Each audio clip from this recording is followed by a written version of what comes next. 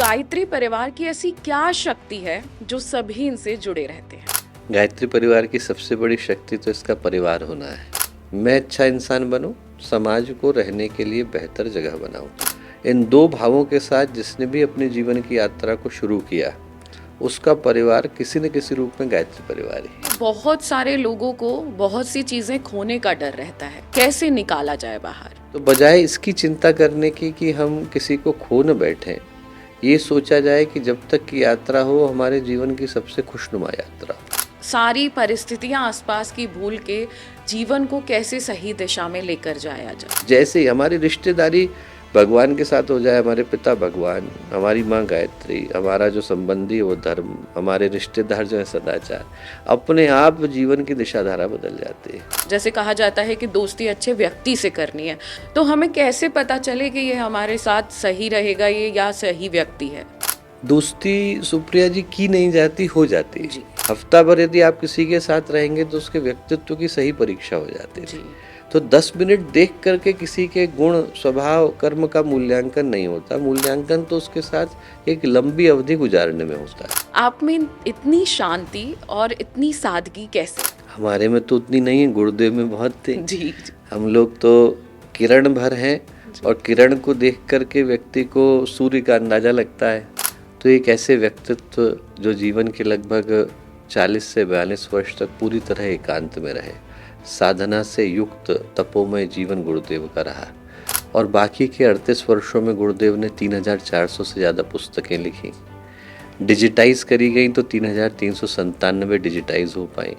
यदि आप एक लाइन में गुरुदेव के साहित्य को लगाएं तो 800 फीट के करीब का स्पेस गुरुदेव का साहित्य जो उनके द्वारा लिखा गया है वो ले लेगा।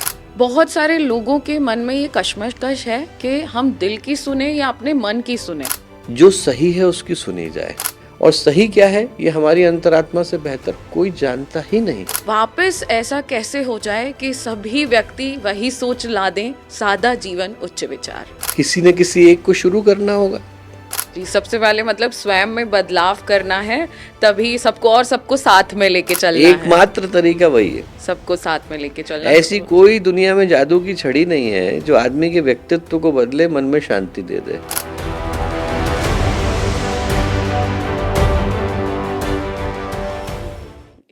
बचपन से ही हमें सिखाया जाता है कि हम अपने माँ बाप से संस्कार लें, हमारे संस्कार हमें अपने बड़े बुजुर्ग देंगे। लेकिन आज मैं एक ऐसे परिवार के पास आई हूँ जिसने अपने बच्चों को ही नहीं, पूरे देश को, और देश को ही नहीं विदेश तक भी ऐसे संस्कार पहुंचाए हैं जिससे उनका जीवन आसान हो गया है, उनका मन शांत होता है। सभी व्यक्ति इस परिवार के साथ जुड़ना चाहते हैं क्योंकि ये परिवार मन को शांति सिखाता है, मन को विश्वास सिखाता है और एक जीने का तरीका सिखाता है। आज मैं हूँ गायत्री परिवार के डॉक्टर चिन्मय पंड्या जी के साथ। चिन्मय जी, आपका बहुत बहुत स्वागत है। बहुत धन्यवाद सुप्रिया जी। आज मेरी वाणी लड़खड़ाए तो आप मुझे माफ करिएगा, क्योंकि मैंने बचपन से, जब से मैं बड़ी हुई, मैंने गायत्री परिवार के मंत्रों को सुना और शिक्षा ली। कई बुक्स थी जो मैंने पढ़ी और आज आप मेरे सामने हैं। सबसे पहले मैं यही पूछना चाहूंगी आपसे कि गायत्री परिवार की ऐसी क्या शक्ति है जो सभी इनसे जुड़े रहते हैं? गायत्री परिवार की सबसे बड़ी शक्ति तो इसका परिवार होना है। संगठनों को खड़ा करना तो आसान है, परिवार को खड़ा करना मुश्किल है। ऐसे लोगों का, ऐसे व्यक्तित्वों का अभाव नहीं जो समाज को अपने जीवन से शिक्षा देते हों, प्रेरणा देते हों। पर एक तो पूज्य गुरुदेव का, वंदनीय माता जी का जीवन ऐसा रहा जैसे आकाश में कोई दैदीप्यमान नक्षत्र होता है, भगवान सूर्योदय होते हैं। तो उनके उदय होने के साथ जो सूर्योदय का प्रकाश है पूरे क्षितिज पर छा जाता है, लोगों को उनके जीवन की प्रेरणा देता है। तो आप कल्पना करके देखें कि यदि आप पहली बार यदि उनका नाम सुन रहे हो तो एक ऐसे व्यक्तित्व जो जीवन के लगभग 40 से 42 वर्ष तक पूरी तरह एकांत में रहे, साधना से युक्त तपोमय जीवन गुरुदेव का रहा और बाकी के 38 वर्षों में गुरुदेव ने 3400 से ज़्यादा पुस्तकें लिखी, डिजिटाइज करी गई तो 3397 डिजिटाइज हो पाई। यदि आप एक लाइन में गुरुदेव के साहित्य को लगाएं तो 800 फीट के करीब का स्पेस गुरुदेव का साहित्य जो उनके द्वारा लिखा गया है वो ले लेगा।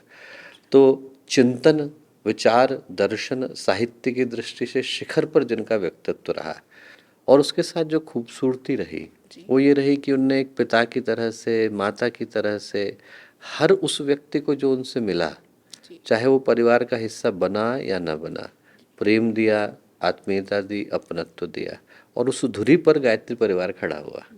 उसका जो सबसे मजबूत धागा है वो प्रेम का धागा है। व्यक्ति छोटा हो बड़ा हो सब आपसे जुड़ता है, बुजुर्ग हो बच्चा हो सब आपसे जुड़ता है।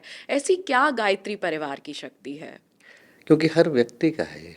जी गुरुदेव ने जब गायत्री परिवार को बनाया तो बनाने के साथ ही 3 सिद्धांतों को दिया।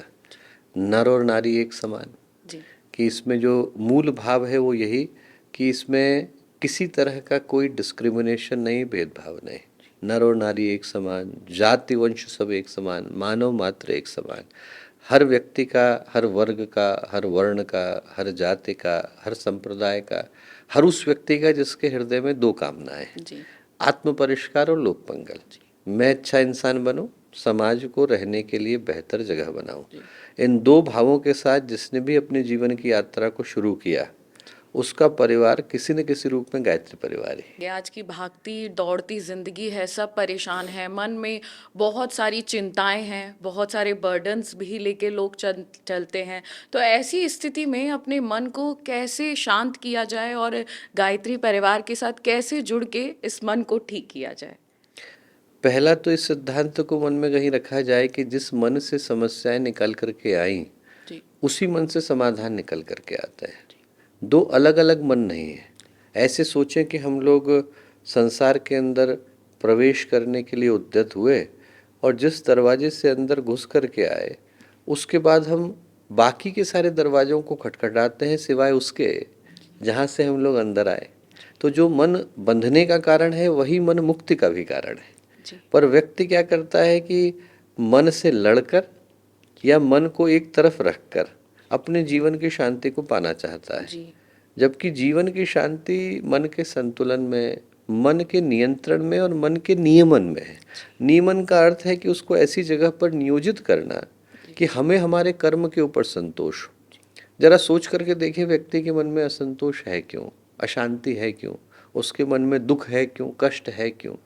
या तो उसको अपने किए पर संतोष नहीं है जी या फिर व्यक्ति ऐसे पथ पर चल रहा है जिसमें उसको स्वयं को स्पष्टता नहीं है कि मैं कर क्या रहा हूँ, जा कहाँ रहा हूँ, जो कर रहा हूँ वो सही है कि नहीं, जो कर रहा हूँ मुझे संतोष देगा कि नहीं, जो कर रहा हूँ उसमें मुझे आत्म सुख की, आत्म शांति की प्राप्ति होगी कि नहीं। जी और जहाँ पर ये स्पष्टता ही नहीं है वहाँ पर मैं कितना भी कर लूँ मुझे वो कर्म संतोष दे करके जाते नहीं हैं। और इनके संतोष की जो जड़ है वो व्यक्ति के मन के अंदर ही विद्यमान है। जी गायत्री परिवार से जुड़ने के साथ 3 चीज़ें व्यक्ति को उपहार में मिलती है। एक तो उपासना मिलती है। व्यक्ति जब किसी देवीय शक्ति के साथ जुड़ता है तो जुड़ने के साथ साथ क्या है कि उसके अपने व्यक्तित्व में परिवर्तन होता है। संसार का एक बड़ा शाश्वत सिद्धांत है, आप जहाँ बैठेंगे, जिसके साथ बैठेंगे, उसके गुणों को ग्रहण कर पाने की क्षमता आपके अंदर आती है। फ्रिज खोल के बैठेंगे ठंडक आएगी, आग के पास बैठेंगे गर्मी आएगी। उपासना का अर्थ ही यही है कि आप ईश्वरीय चेतना के समीप बैठें और उसके सामीप्य को अनुभव करें, उन गुणों को धारण करें। तो जैसे ही आपके अंदर उन गुणों को धारण करने की क्षमता विकसित हुई, मन सधता है। तो उपासना के साथ साधना मिलती है, साधना के साथ आराधना मिलती है। आराधना का अर्थ है कि कण कण के अंदर जो भगवान विद्यमान है, जो हर अंश के अंदर है, हर प्राणी के अंदर है, हर व्यक्ति के अंदर है, उसी को देख करके उसकी सेवा का भाव करना। जी कि सब कमा रहे हैं, खा रहे हैं, लेकिन मन में बेचैनी है, घबराहट है। अब वो चाहते हैं ईश्वर से जुड़ना, भगवान से जुड़ना, लेकिन समय का अभाव है या और भी चीज़ें हैं। तो कम समय में ईश्वर शक्ति से कैसे जुड़ा जाए?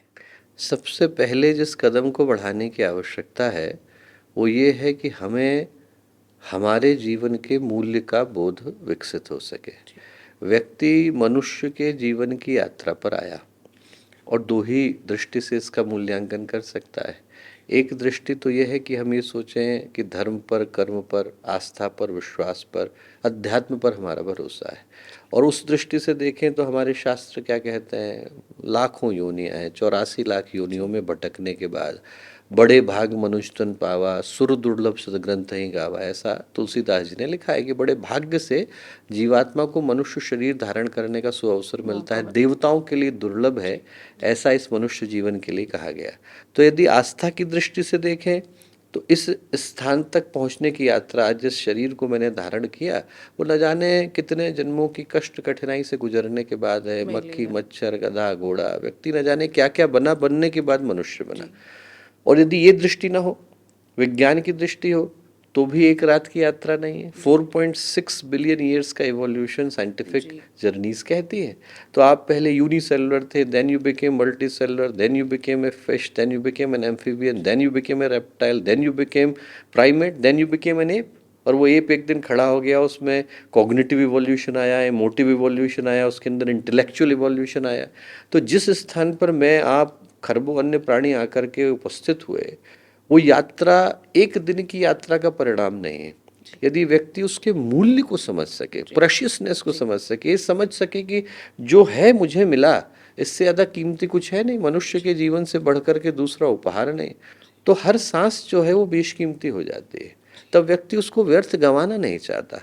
कहीं मन में यदि ये भाव रहता है कि देखो मुझे अनंत काल तक जीना है, ये जो शरीर है वो मेरा छूट भी जाए तो कोई दिक्कत नहीं, व्यक्ति अपने मन में कहीं अनजाने में ये भाव लेकर के चलता है और इसीलिए नए नए सपनों को बुनता है, नई नई यात्राओं पे चलता है। पर जैसे ही भाव आया कि न जाने कितने वर्षों की प्रतीक्षा के बाद मनुष्य का जीवन मिला है, और मुझे ये नहीं पता कि भगवान कब चेकआउट का नोटिस भेज देगा। जी, बहुत सारे लोगों को बहुत सी चीज़ें खोने का डर रहता है, चाहे वो अपने पेरेंट्स को हो, चाहे अपने नज़दीकों को हो। तो ये जो खोने का डर है, क्योंकि मैंने बुक भी पढ़ी है आपकी बहुत सारी, मैं चाहूँगी कि आप हमारे माध्यम से ये सभी को बताएं, जो खोने का डर है अपने अंदर से, किस कैसे निकाला जाए बाहर। खोने की जगह चिंता इस चीज की जाए कि जब तक की यात्रा साथ साथ है, ऐसा कोई व्यक्ति नहीं जो अमरता लिखा करके आया हो। जी तो एक न एक दिन तो इस संसार के जितने संबंध हैं उनका किसी न किसी रूप में अंत होता है। जी तो बजाय इसकी चिंता करने की कि हम किसी को खो न बैठें, ये सोचा जाए कि जब तक की यात्रा हो हमारे जीवन की सबसे खुशनुमा यात्रा हो। जी हमारे संबंधों में इतना प्रेम हो, अपनापन हो, आत्मीयता हो, विश्वास हो कि कल को यदि वो चले गए, व्यक्ति के मन में दुख किस चीज़ का है? दुख इस चीज़ का होता है कि जब वो अपनों को खो बैठता है तो मन में कहीं पीड़ा है, दुख है, दर्द है, दंश है कि काश वो होते तो मैंने इसको और किया होता। जी वो सारी चीज़ें जो हम उनके साथ करना चाहते हैं वो इसी क्षण से करें। हम हर उस अपने के लिए समय निकालें, प्रेम निकालें, आत्मीयता निकालें, विश्वास निकालें, जो हम उनके साथ तब करें या करने की सोचें जब वो हमारे बीच में ना हो। तो वो यात्रा जो है वो अपने आप ही खुशनुमा बन जाती है। जी, इसके लिए खुद को ही प्रिपेयर होना पड़ेगा। आपसे मैं बात कर रही हूँ, आपके कई वीडियोस देखे हैं, आप मंच पे बोलते हैं, आपको लाइव भी देखा है। आप में इतनी शांति और इतनी सादगी कैसे आई? हमारे में तो उतनी नहीं है, गुरुदेव में बहुत थी। जी जी हम लोग तो किरण भर हैं, जी और किरण को देख करके व्यक्ति को सूर्य का अंदाजा लगता है। जब आपको किरण आकर के छूती है 8 मिनट कुछ सेकंड के बाद, तो आप अनुभव कर पाते हैं कि सूर्य में कितना प्रकाश होगा। तो यदि हमारे जीवन में वैसे तो देखने योग्य, पाने योग्य कुछ भी नहीं, जी पर यदि किसी को प्रतीत भी होता है तो यही सोचे कि मूल में कितना भाव रहा जी होगा। वो ये सोचें कि पूज्य गुरुदेव के अंदर, वंदनीय माता जी के अंदर कितनी तपिश रही होगी, कितनी ऊर्जा, कितनी ऊष्मा, कितनी भाव प्रवणता रही होगी कि हमारे जैसे छोटे छोटे लोग जो उनकी चरण की धूल के बराबर भी नहीं है, वो यदि लोगों के हृदय में कुछ उमंग जगा पाते हैं तो उनके अंदर कितना प्रकाश रहा जी। होगा। मन में घबराहट, मन में चिंता, ये सभी की आजकल परेशानी है। लेकिन जीवन को कैसे सार्थक बनाया जाए? सारी परिस्थितियां आसपास की भूल के जीवन को कैसे सही दिशा में लेकर जाया जाए? 5 सूत्रों को याद रखा जाए। जी पहला सूत्र तो ये याद रखा जाए सुप्रिया जी, कि हर सांस का मूल्य समझा जाए। हम लोग अपने भविष्य का निर्माण इसी वर्तमान से कर रहे हैं। जो आज के घटनाक्रम हैं वो कल के भविष्य का निर्माण करने वाले हैं। कल के घटनाक्रमों ने हमारे वर्तमान को बनाया। जो गुजर गया कल था उससे आज बना, जो आज का कल है उससे आने वाला कल बनेगा। तो व्यक्ति जैसे ही इस बात की गंभीरता को, मूल्य को और उसके प्रेशियसनेस को महसूस कर पाता है, वैसे ही उसके जीवन में जागृति शुरू होती है। दूसरा, जैसे ही व्यक्ति के अंदर ये बोध आए कि जो मिला वो कीमती है, वैसे ही व्यक्ति ये सोचे कि मुझे इस जीवन के एक एक क्षण को सार्थकता के साथ जीना है। और ऐसा नहीं है कि व्यक्ति जानता नहीं है। हम लोग यदि गलत पथ पर चलते हैं तो हमारी अंतरात्मा हमें बताती है। हमें न किसी कोर्ट की, न्यायाधीश की, न किसी प्रशासन की आवश्यकता है। हमारी अंतरात्मा ही ये बताने के लिए पर्याप्त है कि मैं सही कर रहा हूँ या नहीं, सही कर रही हूँ कि नहीं। जब दुर्योधन थे, दुर्योधन से विदुर ने पूछा, उनने कहा कि एक बात बताओ, आप और आपके भाई दोनों एक ही विद्यालय में गए, गुरुकुल एक, द्रोणाचार्य, कृपाचार्य, फिर क्या कारण है कि आपके भाई तो धर्म के पथ पर चलता है, शिक्षा तो एक ही मिली, सहपाठी एक थे, रहने का घर एक था, संबंधी रिश्तेदार सब एक थे, फिर वो सही पथ पर हैं, आप गलत पथ पर हो, ऐसा क्यों? दुर्योधन बोला, जानापि धर्मम नच में प्रवृत्ति, जानता हूं कि धर्म क्या है, करूंगा नहीं। जानापि अधर्मम नच में निवृत्ति, जानता हूं कि अधर्म क्या है, छोड़ूंगा नहीं। केनोपि देवेन हृदय स्थितेन यथा नियुक्तोस्मि तथा करोमि, ऐसा लगता है कि कोई अंदर आके बैठ गया और जहाँ नियुक्त कर देता है वो करने के लिए बाध्य हो जाता हूँ। तो पता तो दुर्योधन को भी है, लोगों को इन्फॉर्मेशन की नहीं डिटर्मिनेशन की जरूरत है, सूचना की नहीं संकल्प की जरूरत है। तो जैसे ही व्यक्ति के अंदर ये बोध हुआ कि मेरे जीवन का सबसे कीमती उपहार मनुष्य का जीवन ही है, वैसे ही व्यक्ति जागने का प्रयत्न करे, जागे और इस चीज के लिए जागे कि मुझे मनुष्य के जीवन को सार्थकता के साथ जीना है। तीसरा, यदि आपको खुशियां पानी है तो किसी और के जीवन में खुशियां लाने का कारण बन जाइए। आपने जैसे ही दूसरे के चेहरे पर मुस्कुराहट लाई, आपकी खुद की आती ही आती है। ऐसा कोई व्यक्ति नहीं जो दूसरे का दिल दुखाता हो, कष्ट देता हो, उसके स्वयं के जीवन में शांति हो। और ऐसा कोई व्यक्ति नहीं जिसने दूसरे को शांति दी हो, उसके अपने मन में शांति आ गई हो। तो व्यक्ति दूसरे को खुशी देने का कारण बने। चौथा, अपनी रिश्तेदारी बदल ले। रिश्तेदारी में धर्म को पिता बना ले, सदाचार को जो है अपना संबंधी बना ले। ये सोचे कि हमारे जीवन का जो मूल मंत्र है वो हमें इस उद्देश्य के साथ जीना है कि हमारी हर सांस शुभ कर्म को करने वाली हो। कल को इतिहास लिखा जाए तो हमारा नाम उन लोगों की पंक्ति में नहीं हो जिनने जीवन को निरर्थकता के साथ जिया। जैसे ही हमारी रिश्तेदारी भगवान के साथ हो जाए, हमारे पिता भगवान, हमारी माँ गायत्री, हमारा जो संबंधी है वो धर्म, हमारे रिश्तेदार जो है सदाचार, अपने आप जीवन की दिशा धारा बदल जाती है। बहुत सारे लोगों के मन में ये कश्मकश है कि हम दिल की सुने या अपने मन की सुने, और दोनों, कई बार ऐसा होता है दोनों अलग अलग चलते हैं। तो ऐसे में किस चीज की सुननी चाहिए? जो सही है उसकी सुनी जाए। और सही की जो परिभाषा है वो इंटेंशन से तय होती है, आउटकम से तय नहीं होती। हमारा परिणाम क्या आया, कभी कभी हम लोग ये सोचते हैं कि जो सिद्धांत है वो ये कि हमें मिला क्या। उससे ज़्यादा महत्वपूर्ण है कि हमारी भावना क्या थी, और हमारी भावना क्या है किसी कर्म को करने के पीछे हमसे बेहतर कोई जानता नहीं। उसके लिए एकमात्र सिद्धांत जो गुरुदेव का है वो एकदम सही है, निष्पक्ष आत्म समीक्षा। एक दिन में आवाज़ जो है सुनाई पड़नी शुरू नहीं होती है। अंतरात्मा, हम छोटे थे तो हम लोगों को जोर जोर से बताती थी, धीरे धीरे करके हमने समाज की सुननी शुरू करी, प्रवाह में बहना शुरू हुए, वातावरण में खींच के ले गया। तो आज जो है अंतरात्मा जोर से चिल्लाई भी तो उसकी आवाज़ को कोई सुनता नहीं है। ऐसा नहीं है कि लोगों की अंतरात्मा कचोटती नहीं, ऐसा नहीं कि उनके मन के अंदर ये भावना नहीं आती कि हम लोग गलत पथ पर हैं। बस ये है कि समाज की आवाज़ें इतनी तेज हो गई है कि उन आवाज़ों में हमारे दिल की जो सच्ची आवाज़ है वो खो जाती है। जैसे जैसे हम सुनना शुरू करते हैं वैसे वैसे हमें हमारी अंतरात्मा के ऊपर भरोसा आना शुरू होता है। और जैसे ही व्यक्ति ने सुनना शुरू करा तो उसमें ये महत्वपूर्ण नहीं है कि वो आवाज़ दिल से आती है कि मन से आती है। महत्वपूर्ण यह है कि वो आवाज़ सही है कि नहीं है, और सही क्या है ये हमारी अंतरात्मा से बेहतर कोई जानता ही नहीं है। बिल्कुल। क्योंकि हमें पता है कि हम किस भावना से किस कर्म को करने के लिए जा रहे हैं, और यदि वो भावना शुद्ध है, भावना सही है, तो दुनिया चाहे इधर की उधर हो जाए, आपको उस कर्म को करने के लिए तत्पर रहना चाहिए। और भावना गलत है तो चाहे सारा संसार भी मिलकर के आपसे कहे कि इसको करना है, उसको नहीं करना चाहिए। देखिए कई बार क्या होता है, क्योंकि हम लोग इतने ज़्यादा सक्षम नहीं हैं ये सब समझने के और सोचने के, तो हम अपना जो चुनाव है वो सही नहीं कर पाते, चाहे वो दोस्त में हो, चाहे परिवार में हो, या चाहे ऑफिस या अपने ऑफिस के एरिया में हो।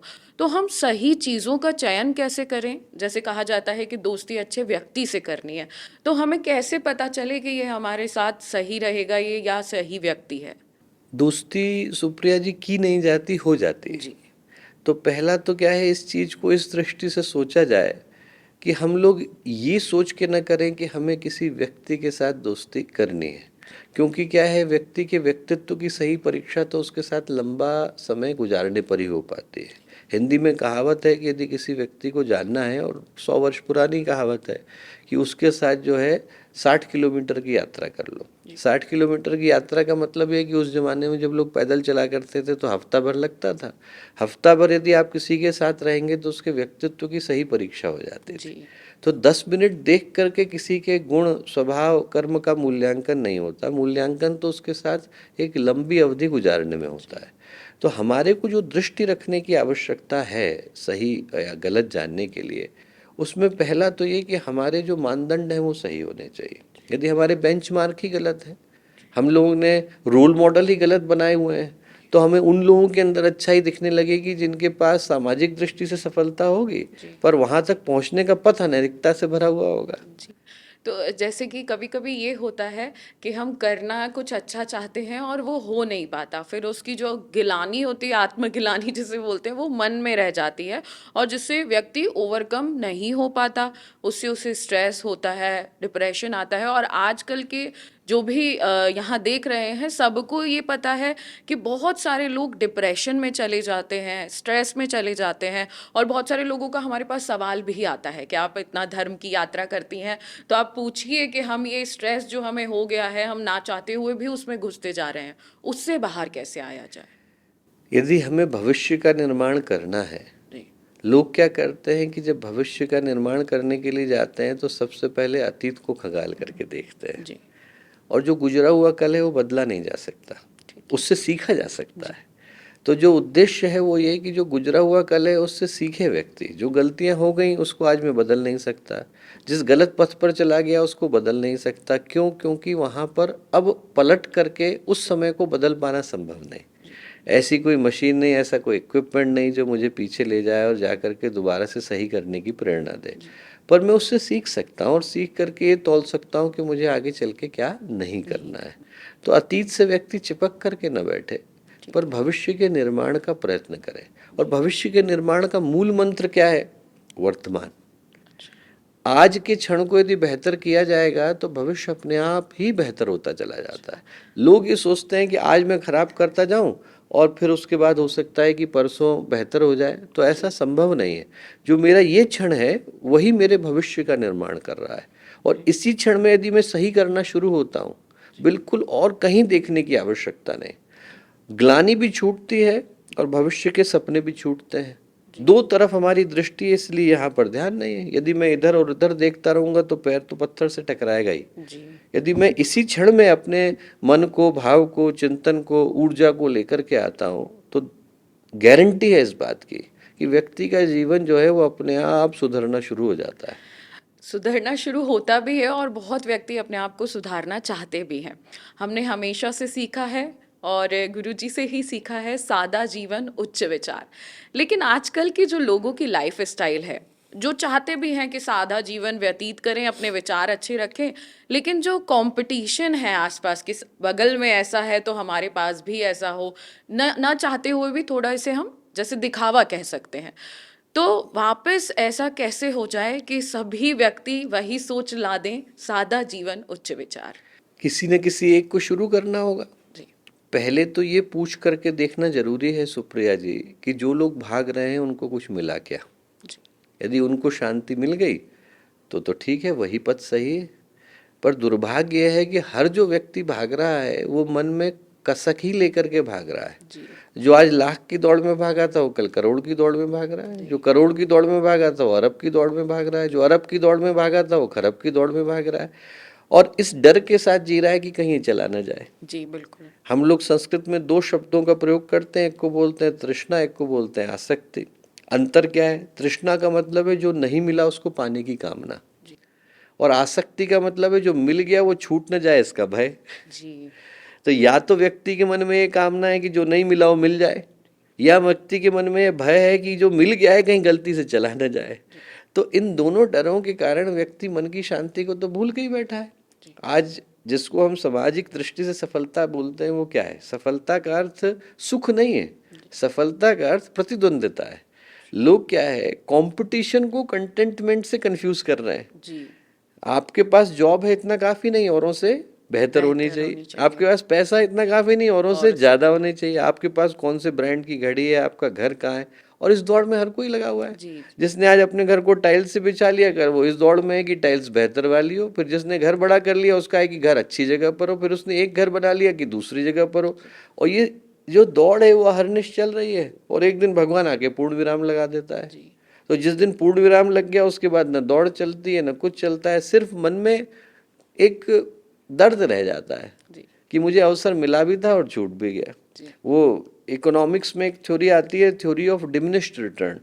तो डिमिनिश्ड रिटर्न का क्या मतलब है कि आप पहली बार जूते का पेयर खरीदने के लिए गए तो आपके मन में एक्साइटमेंट होता है, और उस एक्साइटमेंट को पाने के लिए व्यक्ति दूसरी बार जूते का पेयर खरीदता है, फिर तीसरी बार खरीदता है। पर हर नए जूते के पेयर के साथ डिमिनिश्ड रिटर्न है, वो जो एक्साइटमेंट है वो कम होता चला जाता है। जो पहले जूते के पेयर का एक्साइटमेंट था वो 100वें जूते का पेयर नहीं देता, पर व्यक्ति उसी को पाना चाहता है।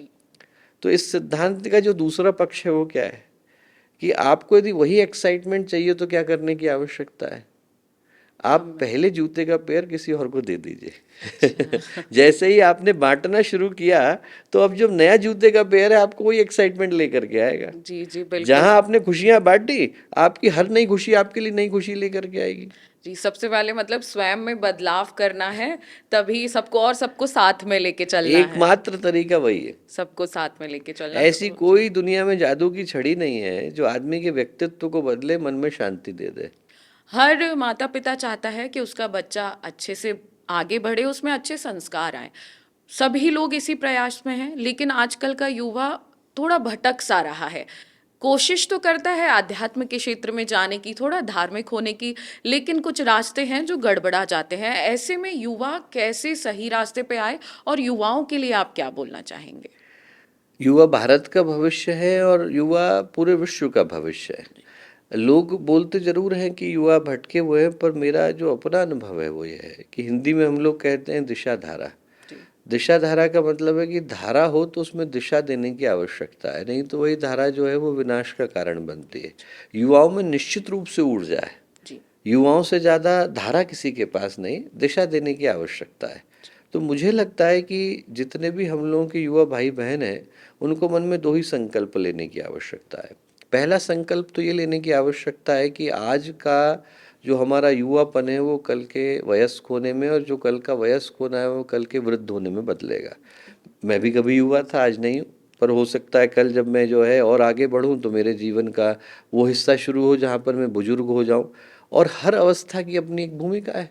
तो मुझे ये सोचने की आवश्यकता है कि यदि आज मुझे ईश्वर ने अवसर दिया तो मैं अपने युवापन का जो सबसे बड़ा लाभ उठा सकता हूँ, अपने यौवन का लाभ उठा सकता हूँ, वो ये कि मैं एक ऐसी दुनिया का निर्माण करूँ जिस दुनिया में मैं ये चाहूँगा कि मेरी बाद वाली पीढ़ी निवास करे। यदि कोई चीज़ मुझे खराब लगती है, चाहे उसका नाम देश है, चाहे उसका नाम राष्ट्र है, चाहे उसका नाम समाज है, चाहे उसका नाम संस्कृति है, चाहे उसका नाम अपने हैं, चाहे उसका नाम रिश्ते हैं, चाहे उसका नाम पराये हैं, चाहे उसका नाम दोस्ती है, दुश्मनी है, कुछ भी, उसको बदलने के लिए मुझे स्वयं प्रयत्न करने की आवश्यकता है। सिर्फ मैं और मैं अपने समाज का और अपने भविष्य का निर्माण कर सकते हैं। यदि हर युवा के हृदय में ये बात गहराई के साथ जाती है कि हम लोगों का जो जीवन है वो इस उद्देश्य के लिए यदि खप भी जाता है कि हम लोग अगली पीढ़ी के लिए अच्छा भविष्य रच जाते हैं तो सौभाग्य। जिन लोगों ने कभी पेड़ लगाया था उन लोगों ने उसके फल को खाया नहीं, आज वाली पीढ़ी खाती है, पर वो लगा करके गए, उससे कोई गलत काम उनने नहीं किया। जिन लोगों ने पहली बार सीएफसी के ऊपर नियंत्रण लगाया था, सीएफसी के कारण ओजोन परत गई, उसको सही होने में 32 वर्ष लगे, उनमें से कोई देख पाने की स्थिति में नहीं था कि उनके नियंत्रण का शुभ परिणाम क्या आया, पर आज हम लोग देख पाते हैं। न होता तो ओजोन परत जो है डिप्लीट कर गई होती। तो हमारा हर वो कर्म जो अगली पीढ़ी के लिए किसी शुभ भविष्य की रचना करेगा वो मेरे जीवन में सौभाग्य दे करके जाता है। और आप उसी चीज में लगे हुए हैं। बहुत अच्छा एक प्रश्न है कि जो वर्किंग वुमेन्स होती हैं, वर्किंग वुमेन है भारत में, तो ऐसा नहीं कि बस वर्किंग है, घर का भी काम काज करना है, ऑफिस भी जाना है, या जो घर का काम काज करती हैं वो भी पूरे दिन काम है, बच्चे हैं, लगी रहती हैं।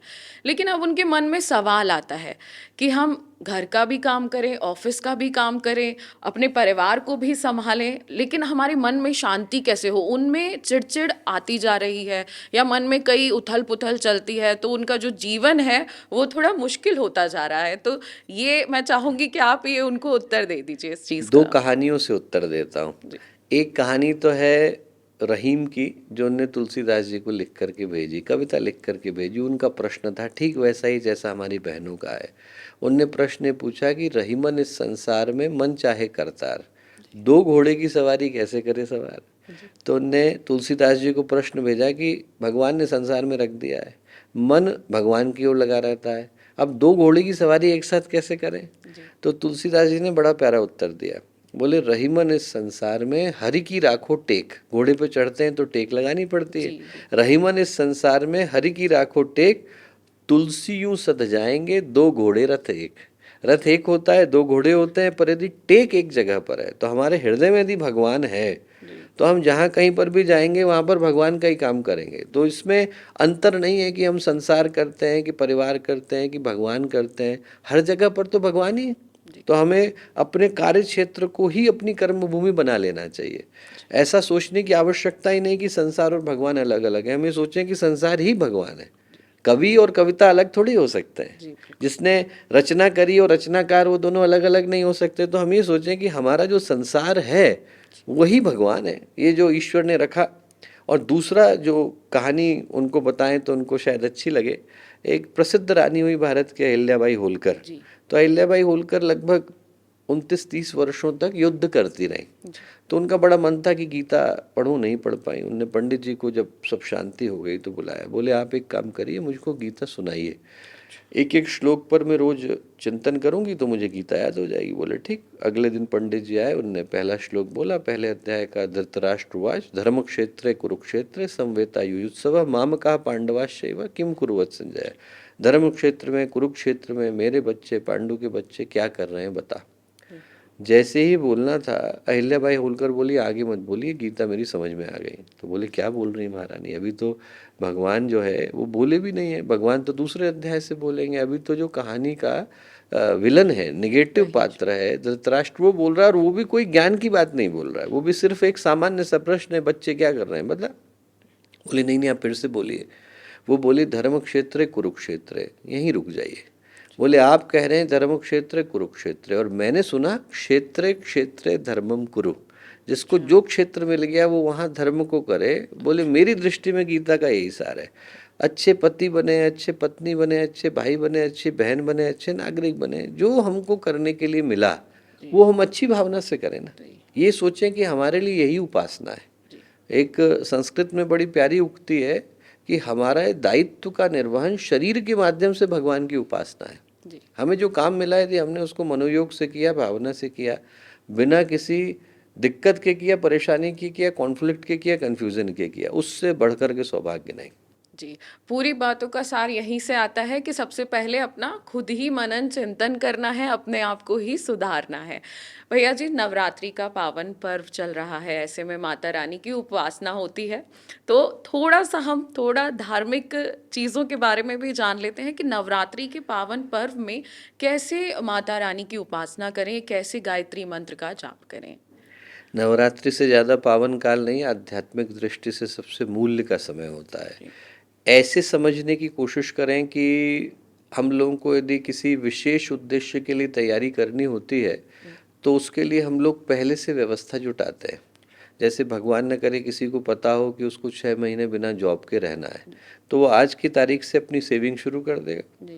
आपको यदि हिमालय की ट्रैकिंग पर जाना हो तो आप 3 महीने के, 3 हफ्ते के, जितने दिन की ट्रैकिंग के लिए जा रहे हैं उतने राशन की व्यवस्था बना करके जाते हैं।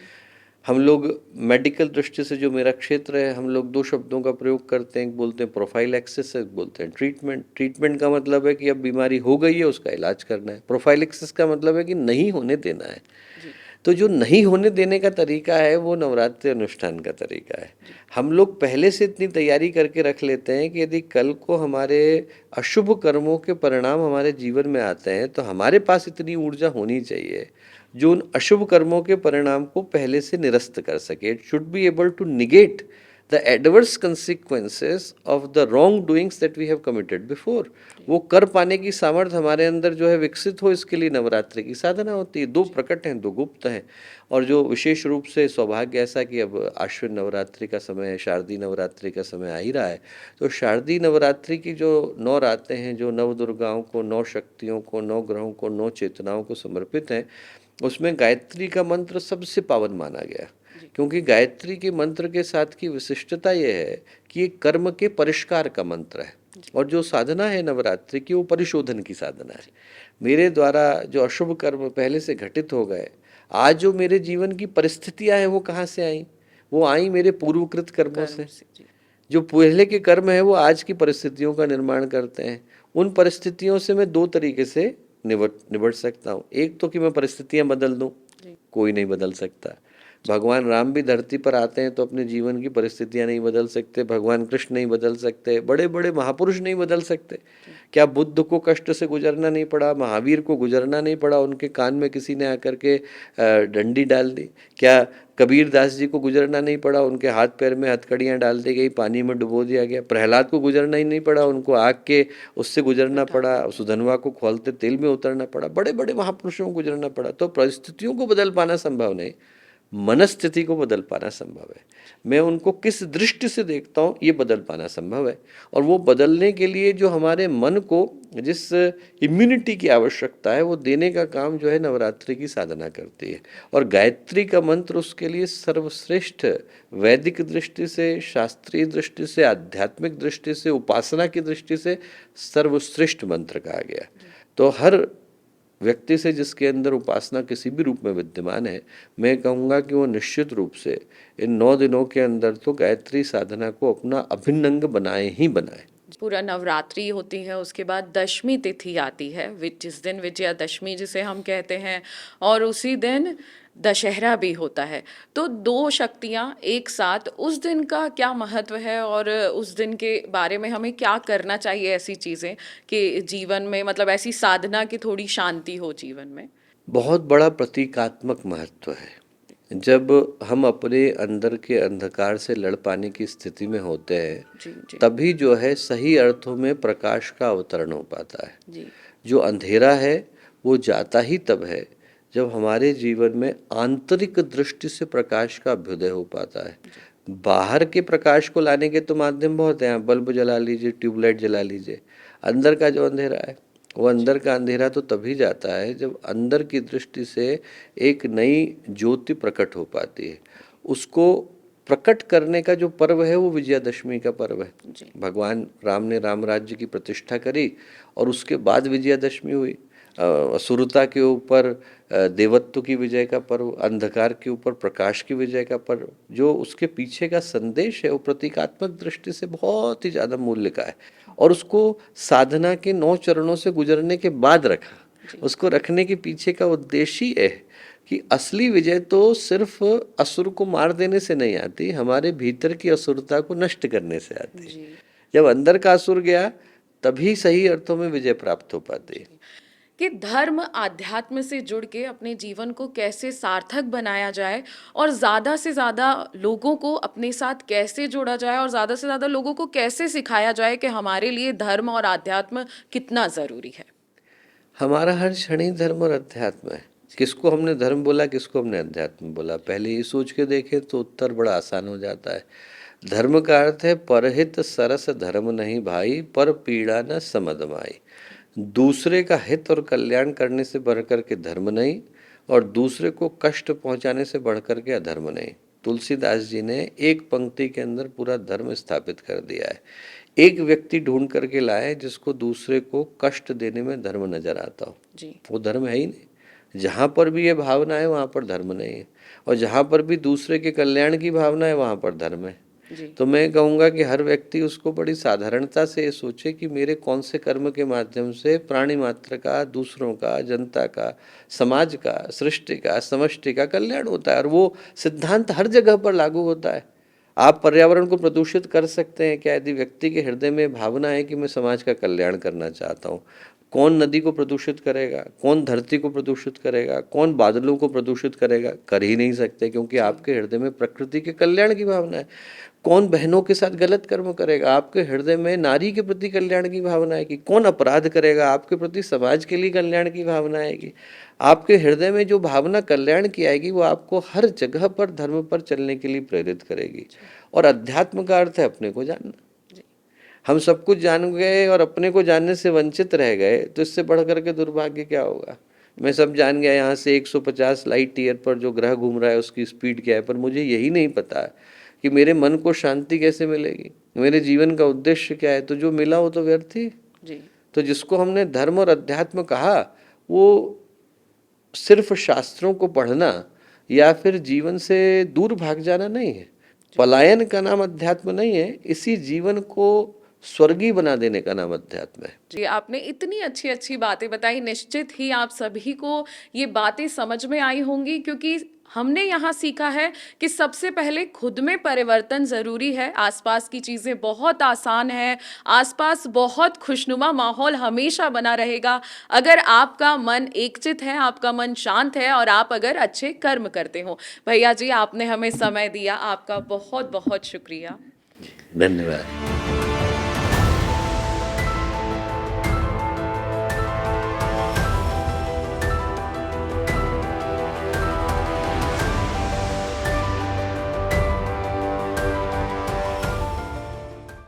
हमारे YouTube चैनल शांति कुंज वीडियो गायत्री परिवार को सब्सक्राइब करें एवं बेल आइकन जरूर दबाएं ताकि गायत्री परिवार की विभिन्न गतिविधियों की जानकारी आपको मिलती रहे।